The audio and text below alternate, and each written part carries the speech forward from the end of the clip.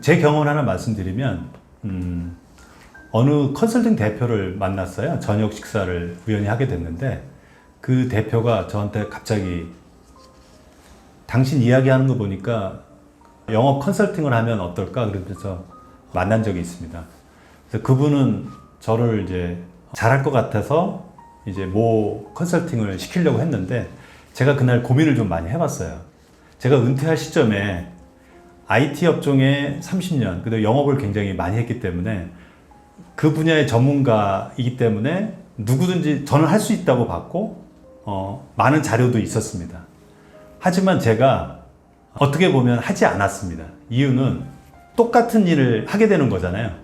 근데 언젠가는 그 일도 영업이라는 것도 세월이 지나면 저의 영업 스타일도 올드해지는 거고 계속해서 IT는 또 변화해야 되는데 제가 그 변화를 따라갈 자신이 없었고요.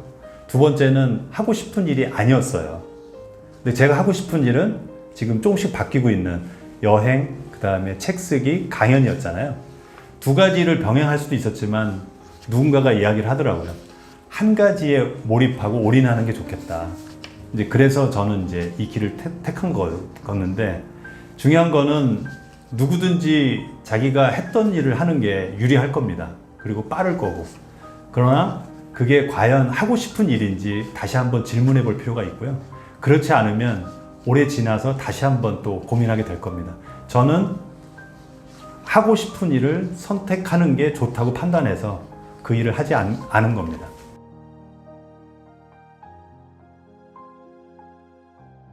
저희 아는 선배님이 똑같은 얘기를 하셨어요. 저희 퇴직하시면서 저녁 식사를 했는데 마지막 이야기 그거였거든요.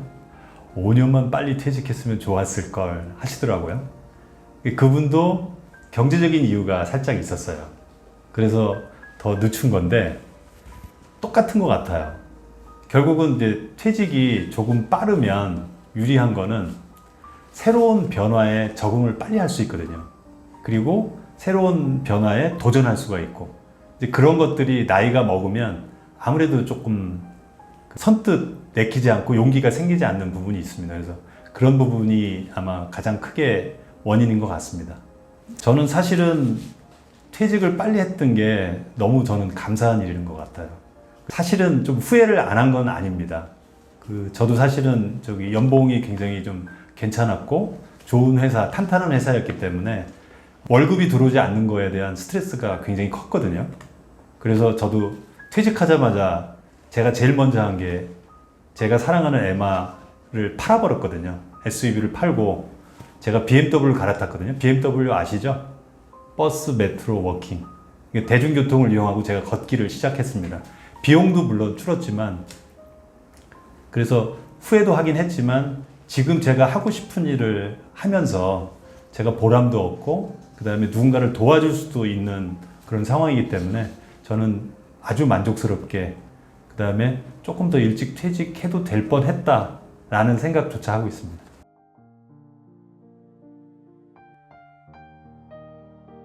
이 부분이 굉장히 저도 고민도 많았고 그 다음에 이걸 어떻게 해야 될지 책에서도 제가 상당히 좀 고민이 많았던 부분이고요. 근데 저는 요즘 최근에 이런 전화를 많이 받아요. 나 회사에서 잘렸어. 나 명퇴했어. 근데 저도 이제 그만큼 제 친구들도 제가 굉장히 빨리 은퇴를 한 편인데 이제 서서히 은퇴를 하기 시작하는 거죠. 그러면서 두 번째 질문이 뭐냐면 난 경제적 자유가 준비가 안 돼서 걱정이야, 고민이야. 이런 이야기를 많이 하거든요. 국민연금공단에서 그 표준적인 생활을 유지하기 위한 적정 생활비를 조사한 결과가 있어요. 부부 기준으로 월 277만 원이더라고요. 근데 그걸 하여튼 300만 원 정도로 계산을 하고요. 은퇴 한 30년, 그 다음에 투자 수익률 4%, 물가 상승률 3%, 이런 식으로 계산을 하면 9억 4천만 원이 나와요. 그러면 9억 4천만 원이면 경제적 자유가 보장이 될까요? 그러면 그게 좀 적다고 생각하시는 분이 계실 것 같아요. 그러면 30억이라고 한번 가정을 해볼까요? 30억이면 경제적 자유가 보장될까요? 저는 답은 그럴 수도 있고 아닐 수도 있다고 생각을 합니다. 왜냐하면 각자 보유한 재산도 다르죠. 그 다음에 직업도 다르고 향후 은퇴 계획도 다르거든요. 그러면 경제적 자유를 위해서는 무엇이 필요할까요? 저는 생각의 전환이 필요할 것 같습니다. 은퇴 전에는 자금 확보를 위해서 노력을 하되 은퇴 후에는 최소한의 경제적 기준을 잡고 거기에 달성하면 좀 부자라고 생각하면 어떨까 싶어요. 미국에서 그 찰스 슈왑이라는 데서 조사를 좀 했는데요. 미국인의 순자산이 29억 5천만 원 정도면 부자라고 느낀다고 합니다. 놀라운 점은 응답자의 절반은 그 순자산이 7억 5천만 원임에도 불구하고 자신이 이미 부유하다고 느낀다고 하거든요. 반면에 한국 조사 결과가 나왔는데 한경머니에서 6.6%만이 부자라고 답을 했고요. 심지어는 중산층이 30%밖에 안 된다고 조사 결과가 나왔어요. 그리고 미국에서는 나에게 있어서 부가 의미하는 것은 무엇이냐고 응답자에게 질문을 했는데 3분의 2가 돈이 많은 것보다는 사랑하는 사람하고 건강하게 사는 것을 중요시 여긴다고 이런 결과가 나왔거든요. 한국도 부에 대한 기준이 좀 바뀌었으면 좋겠습니다.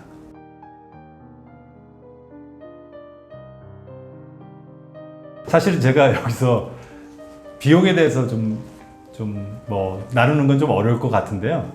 제가 그 차를 맨 먼저 팔았거든요. 이유는 차는 좀 은퇴자에게 사치라고 판단을 했어요. 그래서 BMW로 갈아탔는데 BMW는 아시겠지만 저기 버스, 그 다음에 메트로, 워킹 이 세 가지죠.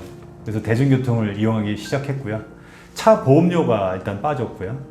그 다음에 그 주유 비용이 빠지잖아요. 굉장히 컸고, 그 다음에 사실 건강이 굉장히 좋아졌어요. 그래서 버스, 그 다음에 그 지하철을 이용하면서 굉장히 건강이 좋아졌고, 그 다음에 차가 없다 보니까 제가 골프를 사실 좀 좋아했는데 픽업을 할 수가 없으니까 제가 자연스럽게 골프하고 좀 멀어지게 됐습니다. 그래서 월 생활비는 제가 볼 때는 절반 이상 줄어든 것 같아요. 제 책에서도 언급을 했는데 50대 현역 평균 생활비가 60대 은퇴자 평균 생활비 대비 48% 정도 인하된다고 했는데 제 경우는 거의 들어맞는 것 같습니다.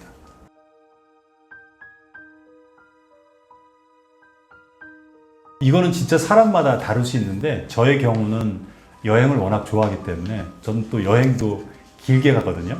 그래서 여행 비용이 사실은 제일 많이 나왔고요. 그 다음에 좀 배움 비용도 초반에는 좀 많이 있었어요. 그래서 무료 비용도 있지만 유료도 있기 때문에 배움에 대한 비용도 좀 있었고요. 집필할 때와는 사실은 많이 사람을 만나지 않았기 때문에 많지는 않았는데 최근에 이제 출간하고 나서는 사람 만나는 비중이 많아졌거든요. 그러니까 연락이 오시는 분도 많아졌고, 그 다음에 또 제가 감사에 또 연락도 하기도 하고, 그러면서 지금 식사 비용이 많이 들고 있습니다.